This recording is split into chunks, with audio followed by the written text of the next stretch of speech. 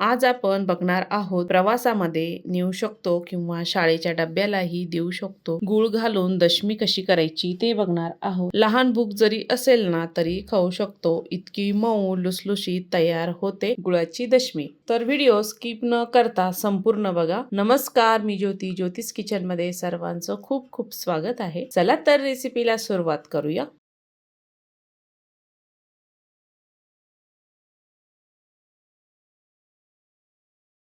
आपण आता साहित्य बघूया. मी इथे बारीक चिरलेला किंवा फोडून घेतलेला 1 वाटी गूळ घेतलेला आहे. एकच वाटी आपण इथे दूध घेतलेलं आहे.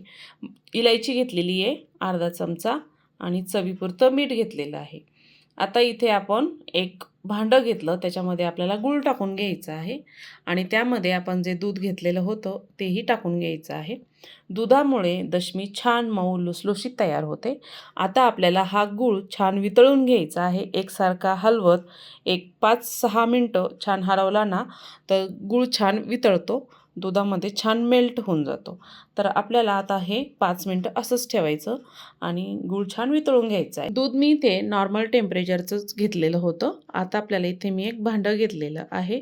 त्यामध्ये गव्हाची कणिक टाकून घ्यायची. गव्हाचं पीठ घेतलेलं आहे 2 वाट्या. चवीपुरतं मीठ टाकून घ्यायचं आहे आणि इलायची टाकून घ्यायची. याच्यामध्ये तुम्ही जायफळही टाकू शकता. आपला संपूर्ण दुधामध्ये गूळ वितळलेला आहे बघू शकता. आणि आता आपल्याला गाळून घ्यायचं आहे, कारण गुळामध्ये जर काही कचरा असेल तर तो चाळणीमध्येच राहतो आणि स्वच्छ आपलं हे मिश्रण तयार होतं. आता सर्व आपण गुळाचं दूध ह्यामध्ये ओतून घेणार आहोत. इथे मी सर्व गुळाचं दूध ओतून घेतलेलं आहे या पद्धतीने.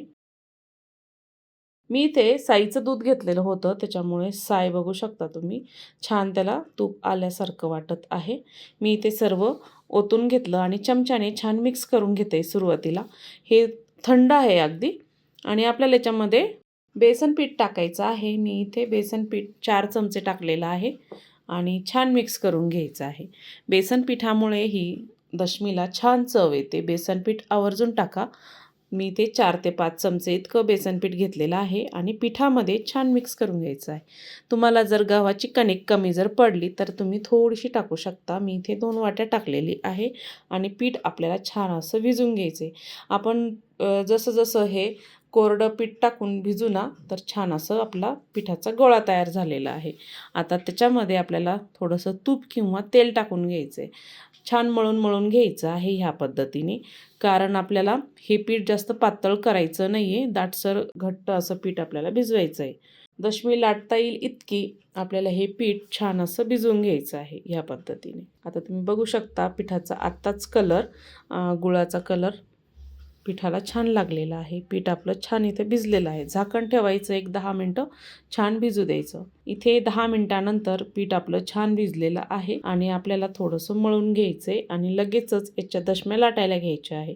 ह्या दशम्या तुम्ही 10 ते 15 दिवस आरामशीर टिकतात. छान तूप लावून भाजून, तूप किंवा तेल तुम्ही योग्य जे वाटेल तुम्ही त्याला लावून छान भाजून घेतल्या ना तर छान अशा ह्या दशम्या टिकतात. मी इथे छोटासा गोळा तयार करून घेतला आणि थोडंसं पीठ टाकून घेतलं पोळपाटावर आणि आपल्याला ही दशमी छान अशी लाटून घ्यायची. पूर्वी काय व्हायचं, गावाला जाण्यासाठी तिखट दशम्या, तिखट पुऱ्या अशा आणि गोड अशा गूळ घालून दशम्या केल्या जायच्या आणि प्रवासाला न्यायचे. म्हणजे 4-5 दिवस छान असा भूक जरी लागली ना तर अशा दशम्या सोबत खायला असायच्या.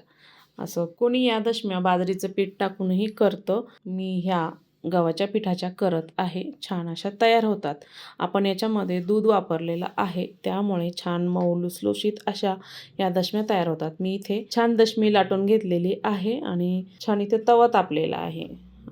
सुरुवातीला थोडं दशमी भाजून घ्यायची, त्यानंतर तूप किंवा तेल लावून घ्यायचं आणि आपल्याला ही दशमी उलथून घ्यायची. ह्या पद्धतीने दोन्हीही बाजूने आपल्याला खरपूस अशी भाजून घ्यायची आहे. तुम्हाला जर प्रवासामध्ये न्यायची असेल तर छान त्याला तूप किंवा तेल लावून घ्यायचं, खरपूस अशी भाजून घ्यायची, थंड करायच्या, त्यानंतरच पॅक करायच्या, म्हणजे त्या छान टिकतात.